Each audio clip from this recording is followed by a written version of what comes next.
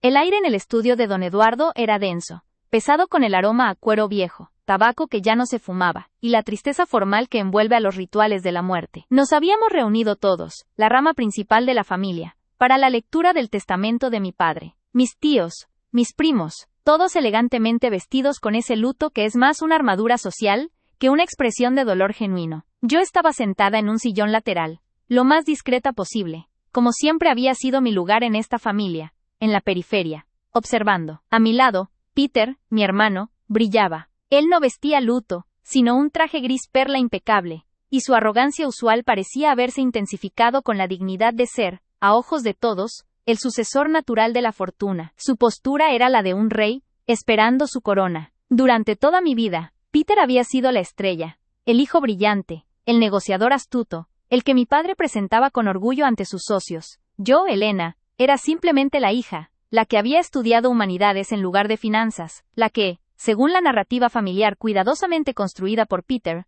había cometido un error imperdonable en la empresa hace 5 años, costándole a mi padre un contrato millonario. Aquel incidente fue la excusa perfecta para marginarme por completo del negocio familiar, y, lo que es peor, del afecto visible de mi padre en sus últimos años. Pero yo sabía, en lo más profundo de mi alma, que aquella historia de mi ineptitud era una mentira elaborada, una cortina de humo que Peter había tejido con maestría. El abogado, un hombrecillo seco y pulcro que había servido a mi padre durante décadas, carraspeó, ajustando sus gafas antes de comenzar a leer el documento. Su voz monótona llenó el silencio cargado de expectativas. La primera parte fue la confirmación de la voluntad de mi padre de legar la totalidad de las acciones de la compañía, las propiedades más valiosas y las cuentas bancarias principales, directamente a mi hermano, Peter. Hubo murmullos de aprobación entre los tíos. Era lo esperado.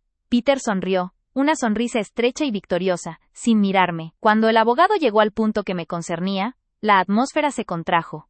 Leí la cifra en la cara inexpresiva del notario antes de que la pronunciara. Una suma mínima, casi simbólica, apenas suficiente para cubrir mis gastos de un año, y el pequeño apartamento que mi padre ya me había cedido informalmente. Era en esencia un mensaje claro y brutal. No me consideraba digna de ser su heredera, ni de participar en el legado que Peter ahora controlaría. Peter se giró hacia mí justo en ese momento. Sus ojos azules, fríos y calculadores, me taladraron, disfrutando de mi humillación. Podía sentir el calor subir a mis mejillas, no por vergüenza de la herencia, sino por la injusticia que representaba el acto. Había esperado esto, sí, pero enfrentarlo públicamente, ante las miradas compasivas y condescendientes de la familia, era un golpe que me desequilibraba. Bueno, Elena, dijo Peter, su voz resonando con una burla apenas disimulada. Había una pausa dramática, que aseguraba que cada persona en la sala estuviera prestando atención a su siguiente frase. Parece que papá fue bastante claro en su juicio final, ¿no crees?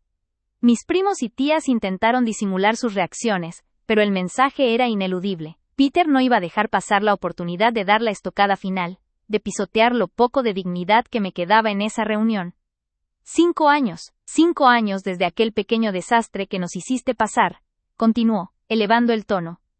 La falta de visión estratégica. Papá siempre dijo que tú eras demasiado sentimental para los negocios. Supongo que este testamento lo confirma. Él sabía que poner la empresa en tus manos sería un riesgo para el patrimonio familiar.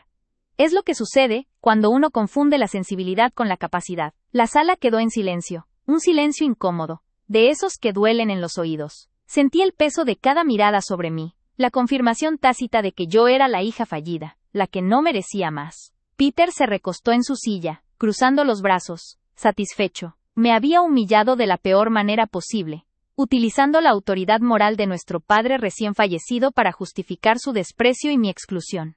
Años de dolor invisible me inundaron en ese instante. Recordé las cenas silenciosas donde Peter monopolizaba la conversación con sus logros, mientras mis contribuciones eran ignoradas o minimizadas con un gesto de desdén por mi padre, siempre bajo la influencia de mi hermano. Recordé la soledad de saber la verdad sobre el fraude que Peter había cometido, la verdad que había destruido mi reputación y había elevado la suya, y tener que guardarla para mí, masticando el rencor día tras día. Pero esta vez, la humillación fue demasiado. Fue el detonante. Mientras Peter saboreaba su victoria, mi mente no se quebró. Se enfocó. Las palabras de Peter, demasiado sentimental para los negocios, eran la mentira final que yo iba a desmantelar. Mi mano se movió instintivamente hacia el bolsillo interior de mi chaqueta, donde la tela áspera me recordaba la presencia del objeto que había sido mi único consuelo y mi arma secreta durante los últimos 5 años. Esa prueba no era una carta, ni un simple documento firmado. Era algo mucho más demoledor, algo que solo la era moderna podía proveer. Un video. Me retrotraje aquella tarde, hace 5 años, la tarde de la caída en desgracia de Elena. Yo había estado en el estudio de Peter revisando unos contratos de proveedores. Peter entró, agitado después de una discusión telefónica con un socio clave. Yo me levanté para irme, pero dejé mi teléfono sobre el escritorio. En aquel entonces, yo solía grabar notas de voz a mí misma para organizar ideas. Y por accidente, la aplicación de grabación de video se había activado al guardar el teléfono rápidamente. Estaba grabando, con la pantalla negra y el micrófono abierto, cuando Peter creyó estar solo. Él estaba hablando por teléfono, pero esta vez con su abogado personal, no con el abogado de la empresa. Te digo que funcionó perfectamente, Luis. La voz de Peter en el recuerdo era tensa pero exultante. Ella no vio nada. Creyeron que fue un error en la valoración del terreno. Un descuido de Elena. Nadie sospecha que moví los fondos a la cuenta offshore antes de que don Eduardo firmara. El viejo está ciego. Solo ve el éxito que esto me traerá a largo plazo, no el pequeño desfalco inicial. Con este movimiento, la empresa es mía. Y Elena, bueno, Elena es la tonta que se lleva la culpa. Su reputación está destruida, Luis. Finalmente, está fuera del tablero. El aire se había ido de mis pulmones, mientras escuchaba esas palabras desde la puerta entreabierta. Me quedé paralizada, sintiendo el frío de la traición calándome hasta los huesos. Mi propio hermano había diseñado mi caída, no solo para beneficiarse financieramente, sino para asegurarse de que yo nunca tuviera voz o poder en el futuro familiar. En aquel momento, tomé mi teléfono y detuve la grabación. Era un archivo de audio y video de 3 minutos, un testimonio crudo y contundente de su confesión. 1 minuto después, Peter salió del estudio con su aire despreocupado habitual, sin sospechar que yo había presenciado su monólogo. Pude haberlo revelado inmediatamente. Pude haber confrontado a mi padre, haber gritado la verdad. Pero la figura de mi padre, ya frágil por la edad y dependiente del éxito aparente de Peter, me detuvo. Y más importante aún, me di cuenta de algo crucial. Si revelaba la verdad entonces, se convertiría en un escándalo privado, una pelea familiar que podría o no ser creída, y Peter encontraría una manera de encubrirlo todo. Decidí esperar, decidí guardar la prueba en secreto, como una bomba de relojería que solo detonaría en el momento de máximo impacto, cuando el daño que Peter había causado fuera irreparable y su caída fuera pública. Me convertí en una sombra paciente, soportando su desprecio, el silencio de mi padre, y la humillación constante, todo mientras ese pequeño archivo digital era mi ancla y mi venganza. Y ahora, 5 años después, en medio de la lectura del testamento, y después de la última y más cruel humillación por parte de Peter, ese momento había llegado. Miré a Peter a los ojos. Él seguía sonriendo con suficiencia, disfrutando del silencio incómodo de la familia. Él pensaba que había ganado, pensaba que mi destino estaba sellado. Respiré profundamente, sintiendo la opresión en el pecho, pero también una extraña calma. Ya no era la Elena humillada, era la Elena que había guardado la verdad, la única persona en la sala con el poder de reescribir la historia familiar. Me levanté lentamente, atrayendo la atención de todos. Peter me miró con fastidio, esperando que yo hiciera una protesta patética o que simplemente me retirara. ¿Sucede algo, Elena? ¿Quizás quieres agradecerle a papá por el pequeño regalo?, preguntó Peter, sarcástico. Ignoré su comentario y me dirigí al abogado, quien me miraba con una mezcla de sorpresa y nerviosismo. Disculpe, abogado. Mi voz era baja, pero firme, cortando el aire como cristal. Antes de que esta lectura se cierre formalmente, hay un pequeño asunto que debemos abordar. Un asunto relacionado directamente con la visión estratégica y la capacidad de gestión de ciertas personas. Peter frunció el ceño. Ya basta de teatro, Elena. Acepta tu parte y vámonos.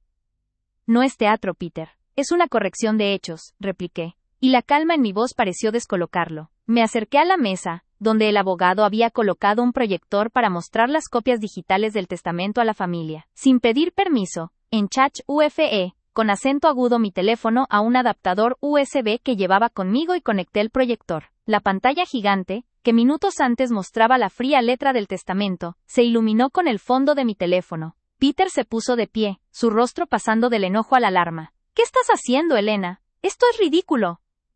Estoy revelando la verdad, Peter. La verdad sobre por qué mi padre tomó las decisiones que tomó. La verdad sobre el fraude que me achacaste para asegurar tu herencia. Dije, sintiendo cómo el poder fluía a través de mí, alimentado por 5 años de silencio y desprecio acumulado. El abogado intentó intervenir. Señora Elena, esto no es apropiado en este contexto. Es el único contexto apropiado.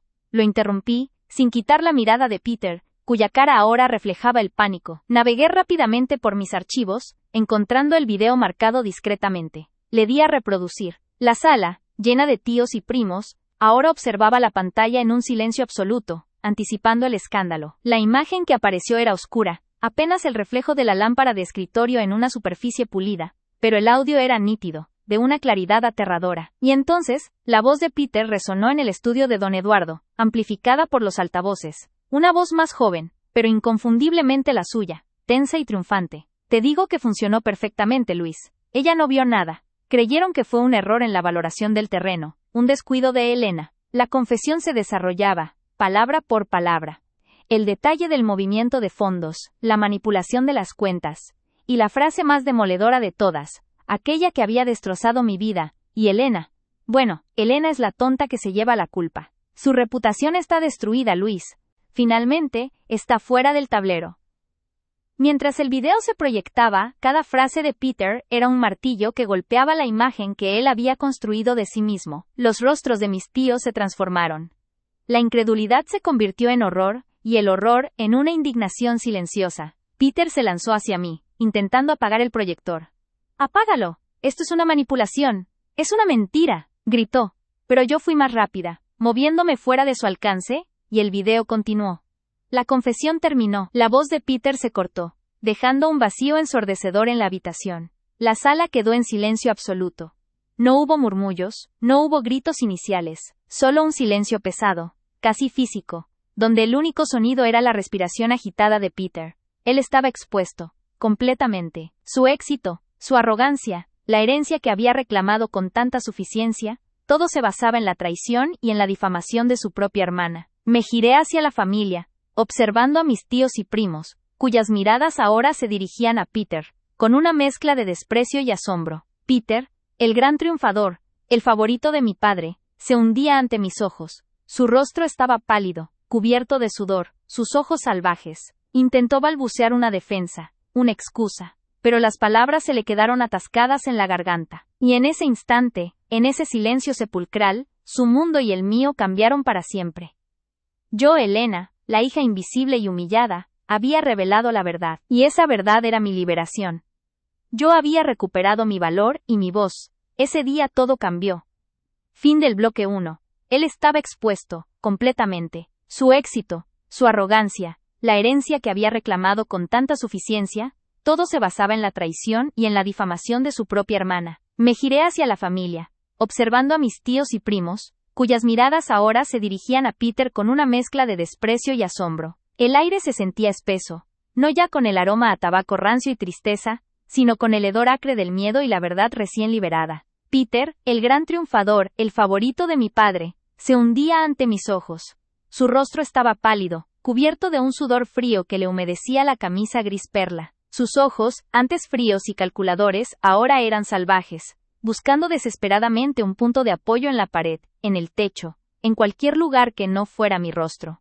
Intentó balbucear una defensa, una excusa, pero las palabras se le quedaron atascadas en la garganta, transformándose en un sonido gutural, un quejido bajo que no tenía nada de la elocuencia que solía exhibir. El silencio, que antes había sido la herramienta de Peter para humillarme, ahora se había convertido en mi aliado, un lienzo acústico sobre el que su vergüenza se amplificaba 100 veces. Yo lo miré, y la paciencia de 5 años finalmente se desvaneció, reemplazada por una frialdad quirúrgica. Ya no había dolor, solo la satisfacción de un trabajo meticuloso y bien ejecutado. ¿Una manipulación, dices, Peter?, dije, y mi voz era extrañamente calmada, resonando contra el mármol pulido de la sala. Me acerqué al escritorio y desconecté el teléfono del proyector, guardando el dispositivo con el mismo cuidado con el que había guardado el secreto durante media década. La definición de manipulación es precisamente lo que acabamos de escuchar. El uso deliberado de una mentira para obtener un beneficio financiero y destruir la reputación de un tercero. En este caso el tercero era yo, y el beneficio era la totalidad de la empresa familiar. El tío Ricardo, el más viejo de los hermanos de mi padre, un hombre que se enorgullecía de su sentido del honor, se levantó de su asiento. Su rostro, generalmente plácido, estaba crispado por una rabia contenida. Sus ojos estaban fijos en Peter, y no en mí. ¿Moviste fondos a una cuenta offshore, Peter, antes de la firma del contrato del desarrollo de Costa Esmeralda? La voz de Ricardo era un trueno sordo en la habitación. Costa Esmeralda. El proyecto que Peter siempre había señalado como mi por debacle. Peter no pudo responder. Solo negó con la cabeza frenéticamente, una negación que solo servía para confirmar su culpa. Se tambaleó, apoyando una mano temblorosa en el respaldo de su sillón, destrozando la imagen del heredero impecable. La armadura se había roto, dejando ver al delincuente asustado debajo. Peter, dime que Elena está mintiendo.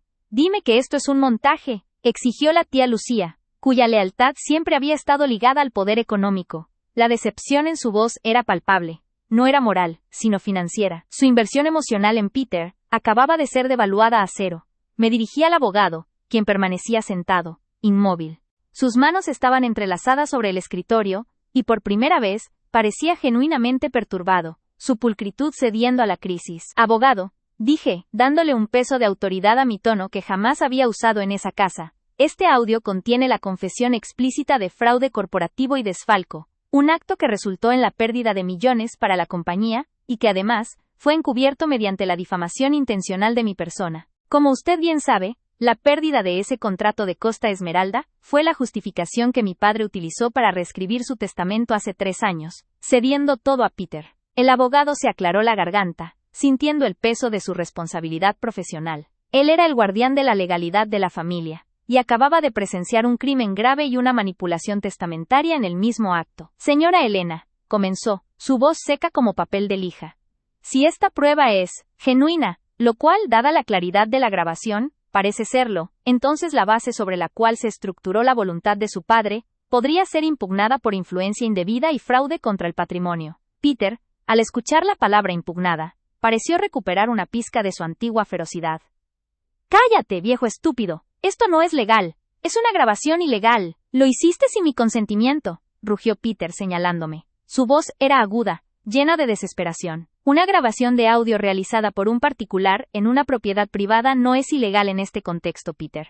Además, no se trata de tu privacidad, sino de tu confesión de un delito que afecta a todos los presentes y a la empresa familiar, repliqué con calma. Y en cuanto a la legalidad, el abogado se encargará de determinar qué tan legal es un testamento basado en un fraude de esta magnitud. Me acerqué a Peter. La distancia entre nosotros era de apenas 1 metro, pero la brecha de poder era inmensurable. Podía oler su colonia cara mezclada con el sudor de la derrota. Tú dijiste que yo era demasiado sentimental para los negocios, que yo no tenía visión estratégica, susurré, lo suficientemente alto para que el tío Ricardo, que seguía de pie, me escuchara. Tú viste una oportunidad para el desfalco rápido. Yo vi una oportunidad para la verdad a largo plazo. Tu estrategia fue la traición inmediata. La mía fue la paciencia estratégica. ¿Quién de los dos carece realmente de visión, Peter? La tía Lucía se había tapado la boca con una mano enguantada. Mis primos se miraban susurrando por primera vez, pero los susurros eran de condena, no de apoyo. La jerarquía familiar, construida con tanto cuidado por Peter y mi padre, se estaba desmoronando ladrillo a ladrillo. Para mí, la verdadera victoria no era la herencia, sino este momento. 5 años de comer polvo. De soportar la mirada de decepción de mi padre, de saber que la mentira era la base de mi marginación. Ahora, esa carga se levantaba. Era la dulzura de la justificación, la vindicación absoluta que superaba cualquier riqueza material.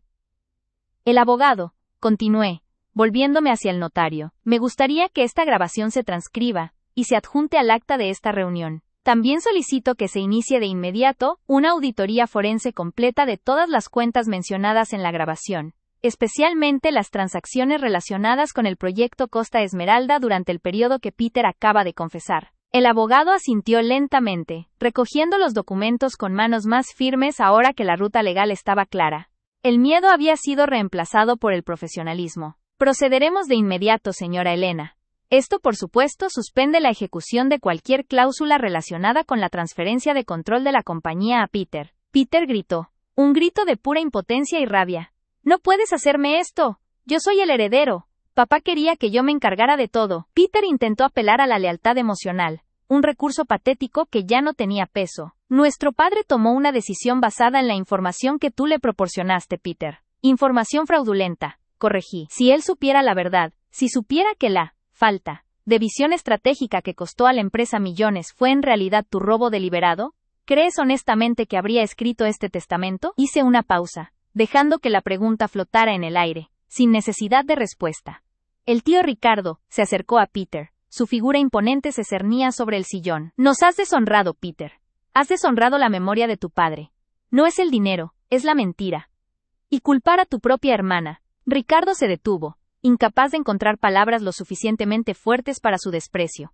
La mirada de la familia era ahora unánime. Rechazo. Peter estaba solo en la sala, a pesar de estar rodeado de parientes. Yo sabía que la batalla legal apenas comenzaba. Peter no se rendiría sin luchar. Intentaría desacreditar la grabación. Intentaría manipular a la familia. Pero la verdad ya había sido expuesta en el momento más público y legalmente vinculante posible. Había cruzado el Rubicón, no como la hija humillada, sino como la defensora del patrimonio. Me dirigí a la puerta, sintiendo la necesidad urgente de aire fresco, de salir de la atmósfera claustrofóbica de traición y cuero viejo. Pero antes de irme, me detuve, y me giré para dirigirle a Peter una última frase, una que sellaría su destino y pondría fin a mi silencio. Siempre pensaste que eras más inteligente que yo, Peter. Pero confundiste la discreción con la debilidad. Y esa fue la falta de visión estratégica que realmente importó. Peter estaba sentado, derrumbado en el sillón que momentos antes había ocupado con la postura de un monarca. Sus manos cubrían su rostro. Su lamento era silencioso, pero su humillación resonaba en cada esquina del estudio. El traje gris perla, que había simbolizado su victoria, ahora parecía una mortaja. Salí del estudio, dejando atrás el caos que había provocado. El pasillo estaba bañado por la luz tenue del atardecer que entraba por el ventanal. Mientras caminaba, la pesadez de los últimos... El abogado carraspeó incómodo, intentando recuperar el hilo de la formalidad, pero la carcajada de Peter había roto el tejido de respeto que apenas cubría la reunión. Peter se inclinó hacia adelante, apoyando los codos en las rodillas, con esa sonrisa de superioridad que siempre había usado para desarmarme, una mezcla de lástima condescendiente y burla activa. Sentí como la sangre me subía a las mejillas, el calor de la vergüenza quemándome la garganta frente a todos mis primos y tíos, que ahora miraban hacia otro lado, incapaces de sostener el contacto visual con la perdedora oficial de la familia. Peter acababa de recibir el control total de las empresas Montero, la joya de la corona, y yo, un pequeño apartamento en la periferia que no cubría ni la mitad de mis deudas. Vamos, Elena, dijo Peter, su voz amplificada por la quietud incómoda del estudio. No pongas esa cara. Ya sabes que papá te quería, a su manera, supongo. Pero don Eduardo era un hombre de negocios, no un filántropo ciego. Él sabía quién era apto para manejar su legado. 10 años intentando ayudar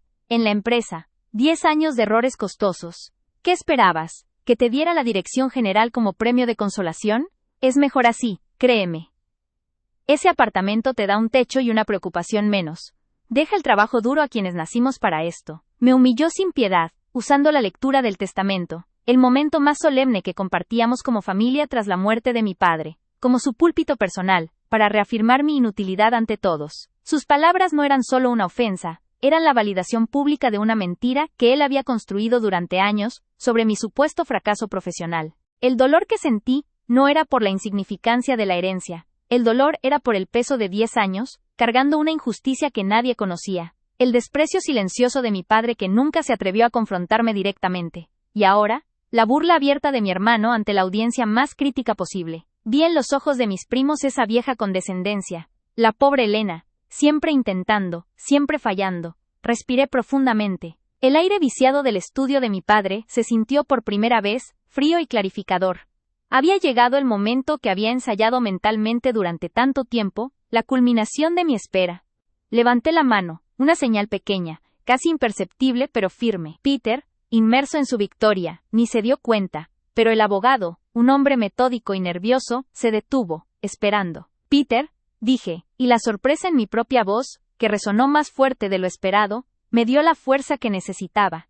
Mi voz no tembló, era baja, medida, como el filo de una navaja recién afilada. Tienes razón en una cosa. Papá sabía quién era apto para manejar su legado. Peter se giró hacia mí, ligeramente molesto por la interrupción de su monólogo triunfal. Y tienes razón en otra cosa, continué, manteniendo mi mirada fija en la suya, borrando cualquier rastro de la timidez que él esperaba ver. Mi herencia es pequeña, no porque yo haya cometido errores costosos, sino porque tú te encargaste de asegurarte de que así fuera hace 7 años. Un murmullo recorrió la sala. Mis tíos fruncieron el ceño, confundidos. Peter, sin embargo, palideció bajo su bronceado perfecto. Su sonrisa arrogante se congeló, reemplazada por una alarma incipiente que intentó ocultar con incredulidad. ¿De qué estás hablando, Elena? ¿Estás inventando historias ridículas para justificar que eres ¿una carga? Su voz se elevó, volviendo a su tono despectivo habitual, intentando minimizar mi interrupción. No, Peter. No estoy inventando, respondí, sintiendo una calma sobrenatural. Era la paz que precede a la tormenta. Esa pequeña porción de la herencia que acabo de recibir no es un premio de consolación por mi incompetencia, como te has encargado de pregonar. Es lo que quedó de mi parte legítima, después de que tú desviaras capital de la División Sur en 2017, falsificaras mi firma en los balances internos, y le hicieras creer a don Eduardo que yo era la responsable de las pérdidas de ese trimestre. Eso, Peter, fue la razón real por la que mi padre me retiró su confianza y me relegó. La conmoción se extendió por la sala como una onda sísmica. Mis tíos comenzaron a susurrar, sus rostros tensos y divididos entre la sorpresa y la negación. Peter se levantó de golpe, volcando ligeramente la silla. ¡Es una mentira! ¡Estás loca, Elena! Estás intentando difamarme porque no puedes aceptar tu destino. Abogado, esta mujer está perturbando la lectura con calumnias sin fundamento. El abogado, que hasta ese momento había permanecido impasible, se ajustó las gafas, observando la escena con una mezcla de pavor profesional y fascinación. ¿Sin fundamento, Peter?, pregunté, mi voz subiendo justo un grado, lo suficiente para captar la atención total. Me levanté. No era una figura imponente, pero en ese momento la verdad que llevaba guardada me hacía sentir más alta que él. Saqué de mi bolso un pequeño proyector portátil, de esos que se conectan al teléfono, y lo coloqué cuidadosamente sobre una mesa auxiliar frente a la pared más clara del estudio, justo detrás de la cabeza de Peter. La familia observaba cada uno de mis movimientos, hipnotizada. Luego, con deliberada lentitud, tomé mi teléfono. Durante 7 años, has vivido a costa de mi reputación, Peter. Has disfrutado del éxito y la admiración de la familia, mientras yo cargaba con el peso de tu traición. Has usado mi humillación como cimiento de tu trono. Dije, mis ojos húmedos por la intensidad, pero mis lágrimas se negaron a caer. No tienes derecho a humillarme públicamente hoy. No tienes derecho a burlarte de la miseria que tú mismo diseñaste. Y no tienes derecho a heredar lo que te llevaste con fraude. Peter se acercó a mí, con los puños apretados, la máscara de hombre de negocios exitoso totalmente deshecha, revelando el rostro furioso y desesperado del tramposo acorralado. «¡No te atrevas! ¡Apaga eso ahora mismo!», gritó, intentando extender la mano hacia el proyector. Lo detuve con una mirada. «No, Peter. No lo apagaré. Aquí está la verdad que he guardado en secreto». Presioné el botón de mi teléfono. La luz del pequeño proyector se encendió, emitiendo un zumbido suave, y la pared de madera detrás de Peter se iluminó con una imagen granulada, pero inconfundible, del despacho de mi padre. Pero en una noche fría de invierno, 7 años atrás, proyecté el video. El metraje era corto, y estaba filmado con una cámara oculta que yo había instalado días antes, sintiendo ya la creciente desconfianza hacia mi hermano. En la imagen, Peter entraba en el despacho de don Eduardo, creyendo estar solo, hablando por teléfono con alguien que parecía ser un cómplice. Se le veía visiblemente nervioso pero también triunfante. Sí, la transferencia se completó, no hay rastro que conduzca a mi cuenta personal, y el viejo se lo tragó todo. Se oía la voz de Peter, clara y amplificada por el pequeño altavoz del proyector. Ya firmé los balances, usando la pluma de Elena, claro. Ella cargará con las pérdidas del trimestre. El viejo la va a desheredar, te lo juro. En unas semanas, la División Sur será completamente mía, y Elena quedará fuera del juego.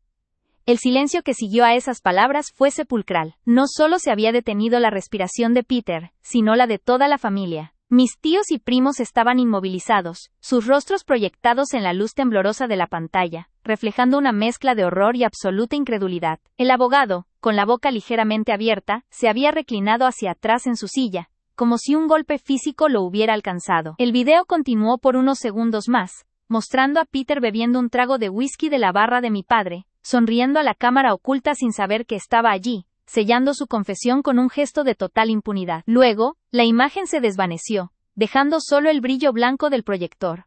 La sala quedó en silencio absoluto, un silencio tan denso que parecía absorber el sonido ambiente, el tráfico lejano, el latido de los corazones.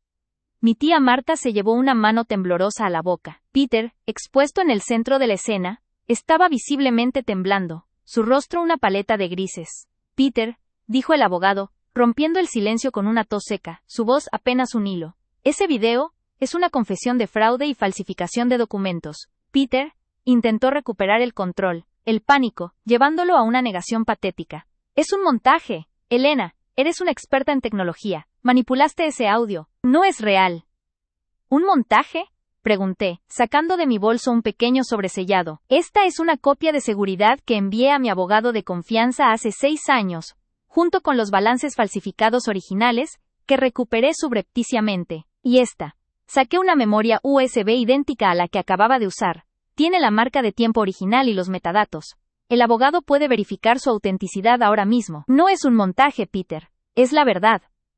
Peter dio un paso atrás, tropezando con el sillón que había volcado. Su armadura de éxito, la que había pulido con tanto esmero durante una década, se rompió en pedazos ante nuestros ojos.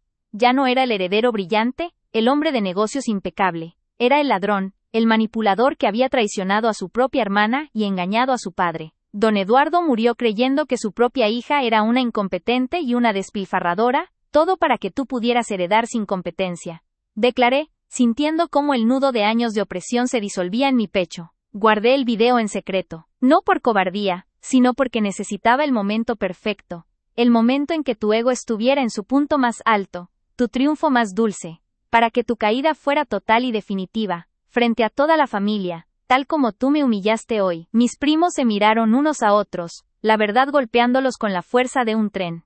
Entendieron de golpe por qué don Eduardo había actuado con tanta frialdad hacia mí en sus últimos años.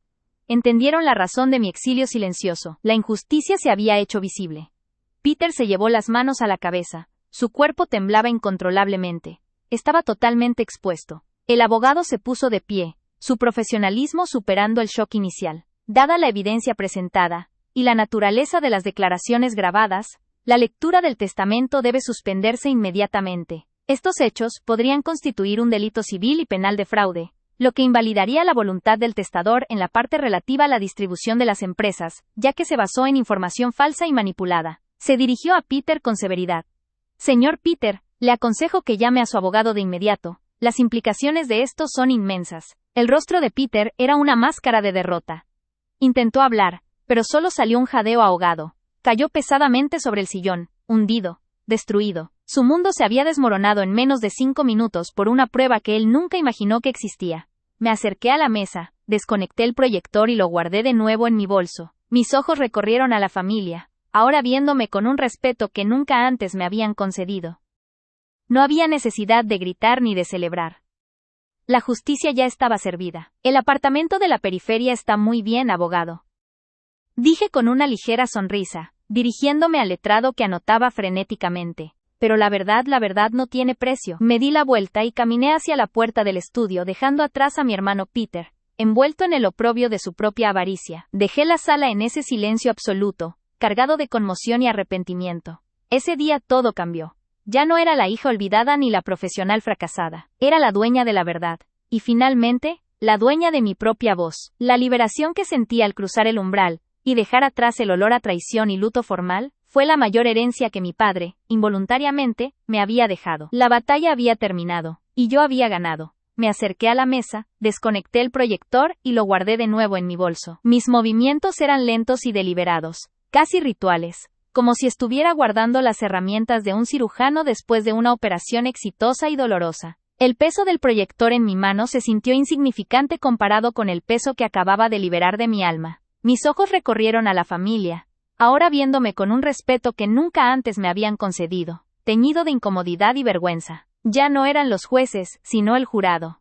Y acababan de emitir un veredicto de culpabilidad contra el hijo pródigo que habían venerado. Mi tía Marta, la más crítica, tenía lágrimas silenciosas corriendo por sus mejillas, no por pena hacia mí, sino por la devastadora revelación de la maldad que habitaba en la familia. Peter seguía hundido en el sillón, un retrato de la ruina. Su impecable traje de corte italiano parecía ahora una armadura agrietada. Su cabello perfectamente peinado estaba ligeramente despeinado por el esfuerzo de su negación fallida, y el bronceado que tanto había cuidado para las juntas de accionistas parecía haberse desvanecido, dejando su piel con un tono cerúleo, casi cadavérico, bajo la luz de la araña de cristal. Escuché su respiración. Era superficial y rápida, como la de un animal herido que sabe que está a merced de su depredador. Él, que siempre había controlado la narrativa y el aire de cualquier habitación, Ahora solo podía controlar el temblor de sus manos. No había necesidad de gritar ni de celebrar. La justicia ya estaba servida, masticada y escupida. La satisfacción que sentía no era eufórica.